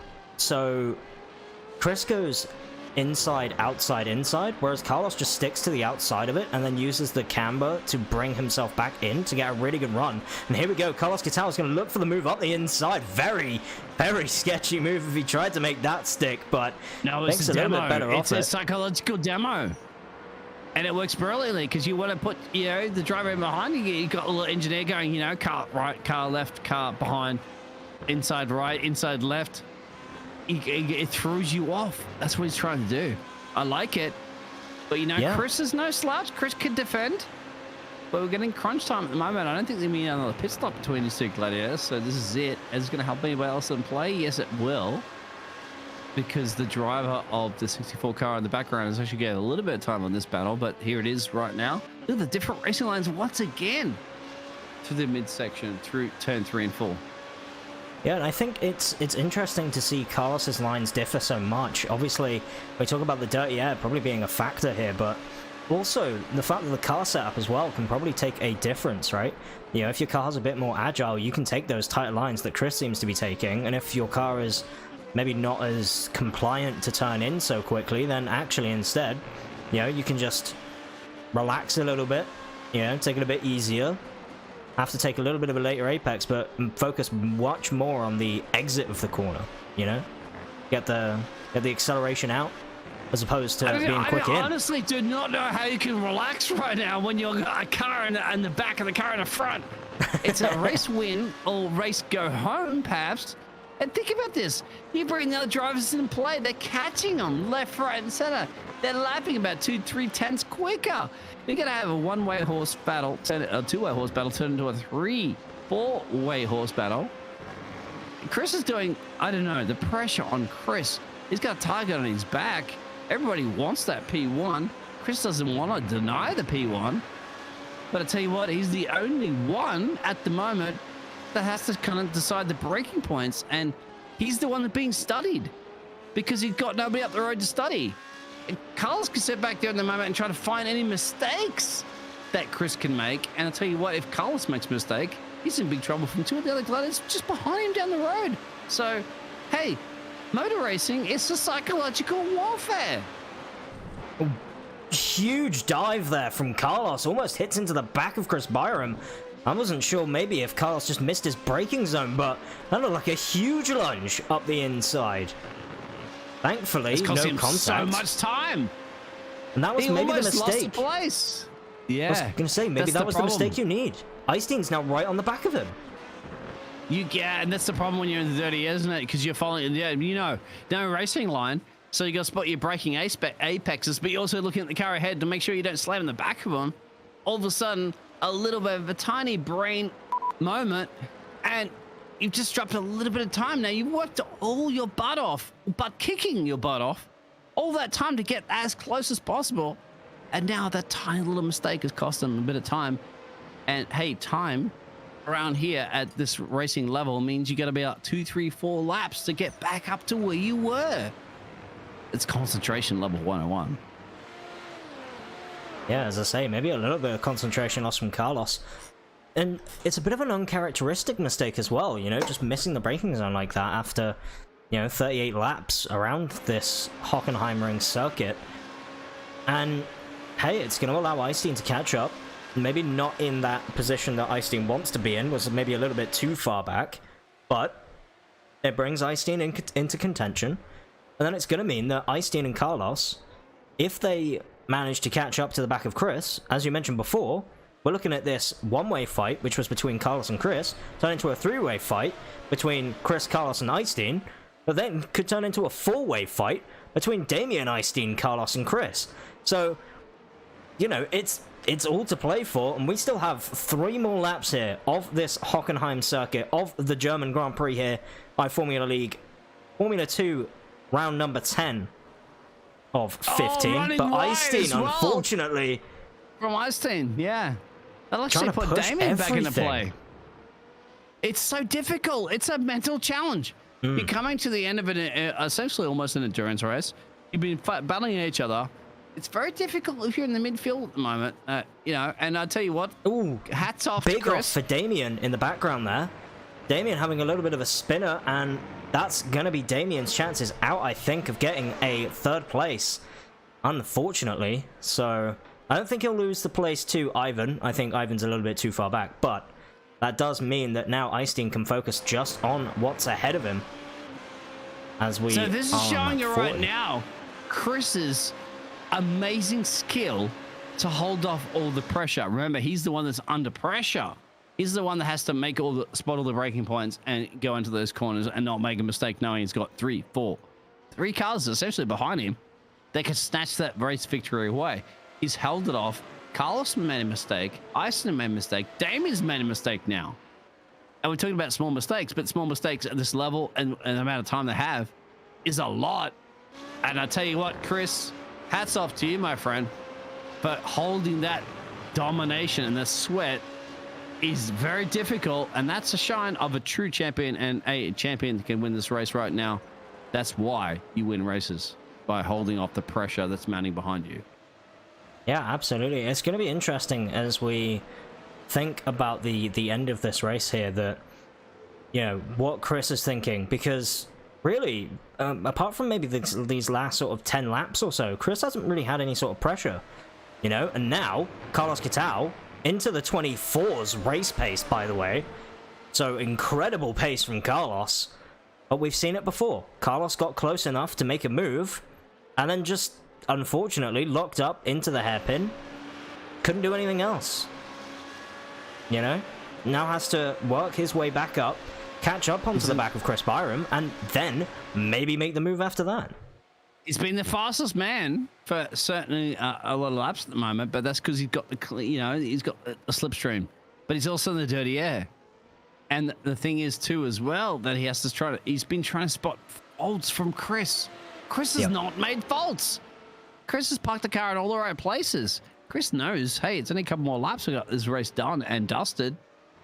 At the moment, you see more. Carlos took a little bit of a gamble before, went a little bit wide in the dirty air. Now this is it. I have to say, Chris's biggest amount of pressure right now, all race long, is here. Because if Carlos wants to grab it, Carlos has to send it big time. I don't think there's any pressure at the moment there from P3, P4. But I tell you what, Chris has got to put the mental challenge 101 right now. Put the headphones on, ignore anything else that's going on in the background. Because guess what? A little bit of Carlos Bowles coming your way. It could be the smooth operator, but it's not going to be. It's a penultimate lap. So here it is. Chris, did he bring it home? Look at that, a little bit running wide there from Carlos. So Carlos got to put everything he can right now in the pressure. This is it. Make or break. Last lap. Yeah, absolutely. And going here now, we're coming out of turn number 3. We're going to see whether or not Carlos or Chris uses the DRS. Both of them in slipstream. 2/10 separating these two drivers. Is Carlos going to be able to make the move? Maybe looks to the inside. Chris is very much defending it. Carlos going to have to go the long way around the outside here of the hairpin. Currently ahead into the braking zone, but Chris does a very good job at outbraking Carlos. Gives him absolutely no room to get back, and very good defense there from Chris Byram. But now that's going to mean that Carlos has to then look once again into the stadium section, and we know how hard it is to pass here. Chris Byram has to be careful, knows that Carlos is on the outside line, and he's going to be now on the inside of the kink, very close between these two drivers, and unfortunately Carlos catches a little bit of, I believe, the way that the track is there.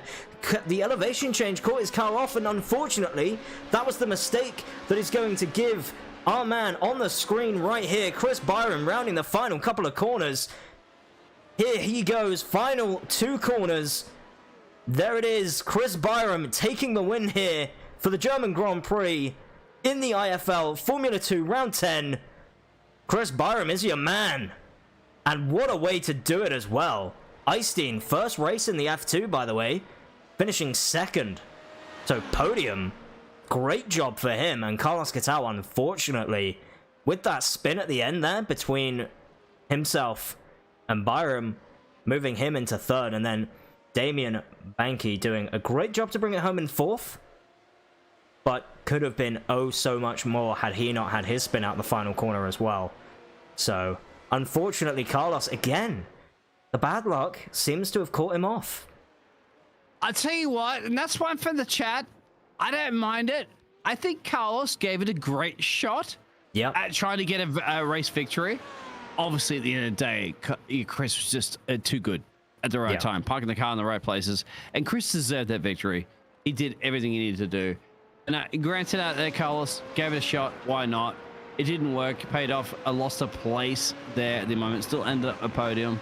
Hey, points are points, but you know, that's a Max Verstappen style-esque drive.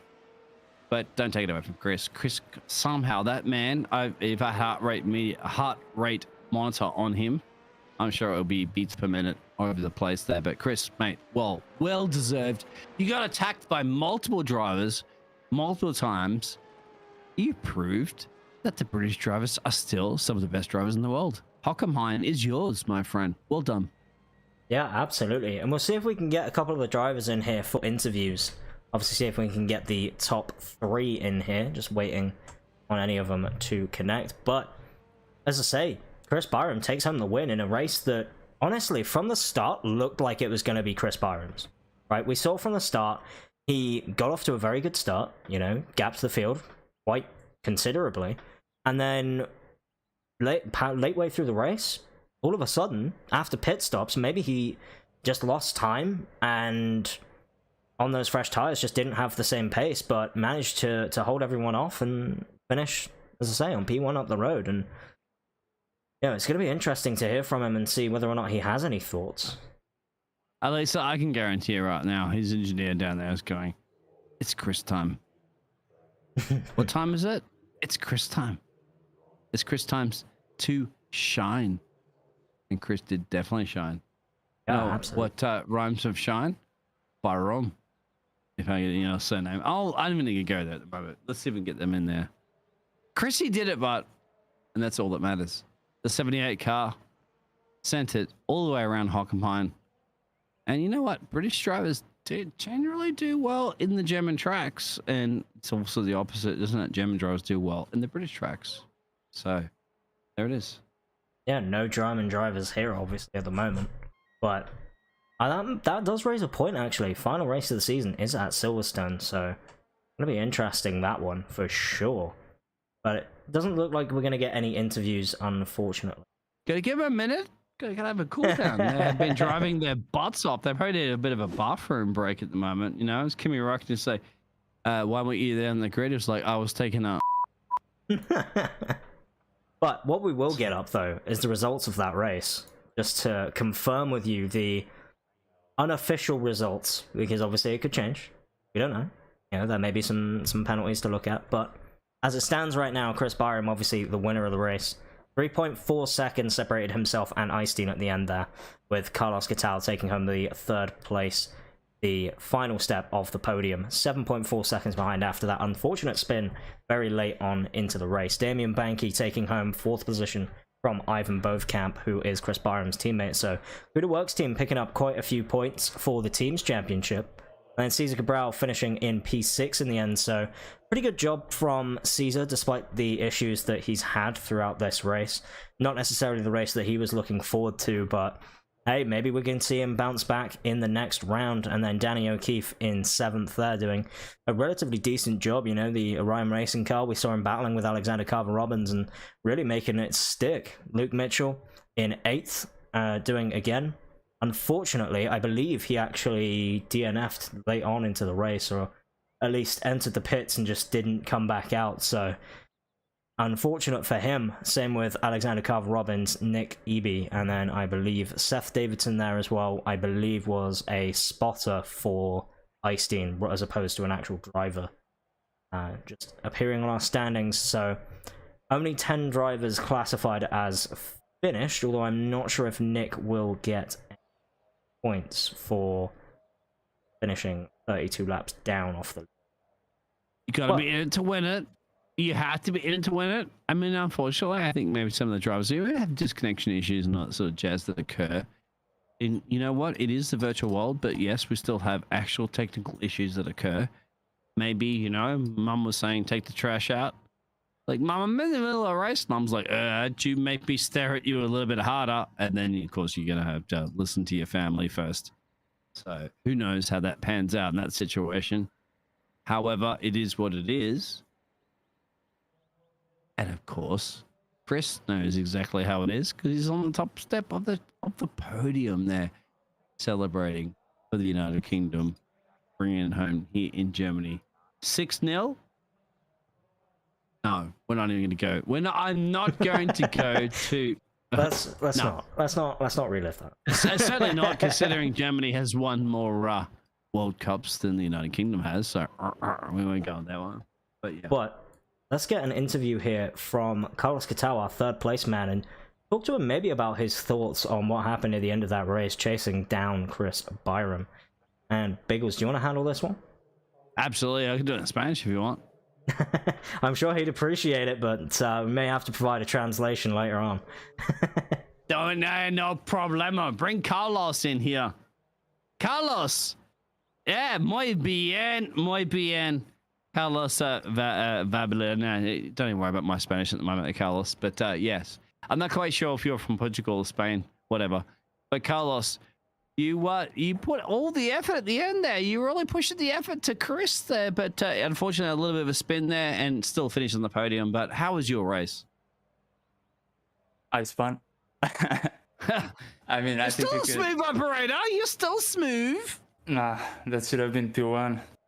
I used my DRS wrong when I looked into the hairpin a few laps to the end. Tried not to hit Chris when I realized I had stepped on the grass or the curb there. I think I did well. I did not hit him, but that was a waste of DRS. I should have just gone to the inside. There was a gap there. I think, and then I just had to fight for without any DRS. I don't think he had any DRS either, but I used most of mine trying to undercut what's their name, Yestin and Damien. I did a good job because I ended up passing Yestin and getting out of the pits ahead of Damien, or he got out of the pits behind me. But then, just none of us had DRS. I knew Chris was massively slower into the third sector, the fast right-hander. So I had to, that's where I tried to stay side by side to him. But then I just spun, and yeah, that's it. I mean, just got a P3, got to be happy with that, since I wasn't very confident with my pace today. But yeah, should have been a P1. But yeah, I understand that, Carlos, but I like that energy. I like that motivation. I mean, you got that Max Verstappen and you don't. You the old Fernando Alonso. You were just going to give it everything. You wanted the race victory. The time was ticking. Chris was defending very well. You gave it everything you could. It just wrong place, wrong time. You dropped the P2. You still got the podium. I think it was worth risking it for the biscuit. You did. But, you were battling with Chris. You're the only one that could have probably taken it to Chris this evening for the race win, and you had to do it. The pit stop strategy was quite well. And by the way, you're from Portugal, Spain. I don't hear you showing those flags, but I'm from the best one, which is Portugal. Oh, okay. It doesn't matter. Hey, all countries are the best countries, but there it is. Yeah, but great driving, Carlos. Absolutely great driving, mate. You should be happy with that result anywhere on the podium. I know you wanted to win, but everybody wants to win. That's the heart of a true driver, isn't it? The heart of a true driver. I'm happy if I lose this win, but I get the win at the end of the championship, which is what I'm fighting for with consistency. So that's good. Are you sure that's signed, sealed, delivered, my friend? Because I don't see your name autographed on the trophy just yet. I'm working up to it. Well, you got to do it. And driving like that, it's the sign of a true champion. No, thank you. I appreciate it. We appreciate you, Carlos. Thank you. I like it. And I honestly do. And I've cast a lot of races. And you know what? If you drop a position, if you drop a grid position towards the end, I honestly think it's worthwhile, because a true champion does not give up an opportunity to try to get a race win. Yeah, I agree with that. That's why I did what I did. Hats off to you, Carlos. And if you want that trophy, it very much be yours. Keep up the great racing. Yeah, I'm trying. I'll see you next time, hopefully. Carlos, just before we'll see you next time. Just before we let you go, mate, is there anyone that you'd like to thank at all? Anyone sort of behind the scenes? Well, most of all, I'd like to thank Chris for the racing, to be honest, because I think he's one of the people who I've raced the most this season. So, I mean, if I was just winning every race without a fight, it wouldn't be the same. So thanks to the people who fight with me on track. Yeah, absolutely. You've heard it here then. You know, Carlos wants more people to fight. You know, come at him. iFormula League, get involved. Absolutely. But yeah, I will. Yeah, have you ever run with the bulls before in Portugal and Spain? Sorry, can you repeat that? I said, no, I can't do that. You guys are tough, all right, in Western Europe, and you're strong, and you're drivers, and you're motor racers at heart, of course. So that's what you like to see on track. That's what we did see on track. We know you're versing the British powerhouse, of course, you know, the birthplace of Formula One, birthplace of most motor racing. But we all know the young guns are in town. The young guns, I mean, the new guns, of course, Dutch, Spain, Portugal, Germany. It's all over the Italians. So the British can't control the motorsport forever, can they? Hopefully not. Yeah, that's it. That's what it seems to be. But Chris is proving that today. But Chris is not here to actually give us an interview to defend that one. So what are you going to say about that, Chrissy? Chris? He's gonna wait for next race. He's gonna get here right away. So. Maybe. I like it. I like the energy. I like the spirit. Let's bring it. Yeah. All right, guys. Thank you for bringing me here. Thank you. Into the podium. Fellas, thank you. Awesome racing. I'm hoping to watch it back later tonight and see the awesome commentary as usual. If you bring the tapas and that brilliant Portuguese cooking, we'll share it, mate. I'm flying to Portugal right now, and I want to see this. Give me some of those snacks. I think tapas are Spanish, but I'll take them. No. I've had Portuguese cooking, my friend. It is brilliant. All right. And for sure. That one. Yeah. Thank you very much. All right. See you guys next time. See you later, Carlos. Have a good one. Yeah, so that will just about wrap it up here then. As I say, unfortunately, Chris Byram not available for an interview right now, and neither is Iceland, so we will be wrapping it off here. And as always, Biggles, thank you very much for joining me in the comms and providing another voice, as opposed to just mine for the hour and a bit that we do this. Always a pleasure. Don't you count it out there. You gotta fly me back. I want the upgrade, hopefully. Yeah. If I did my job correctly here for the Formula iRacing Formula League, of course. But hey, massive shout out to you, my friend, because you do all the work behind the scenes there, the camera, the broadcasting. Of course, you can't deny everybody else behind the scenes that put all the work into getting all the gladiators to battle it out around the tracks that you have. But you are a gladiator yourself, my friend, and I'm absolutely stoked. I'm honored. I'm down on my knees. Thank you very much for allowing me to be a part of this league.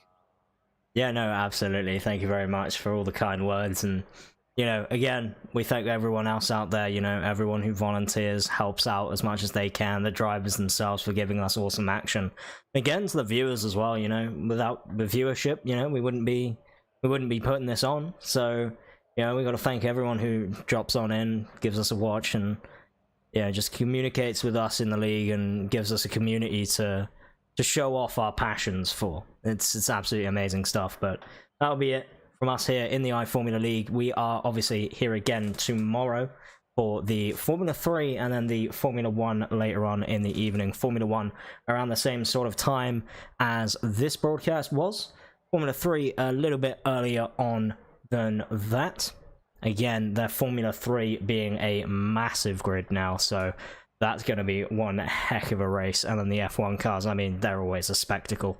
May not be some of the best racing out there with, all the downforce being so high, but they are always so awesome to see around tracks. And just with how quick those cars are, it's incredible to watch. But as always, we look forward to seeing you all in the future. And that will wrap it up here from myself. Biggles, any final words? Keep motor racing, keep on strong. We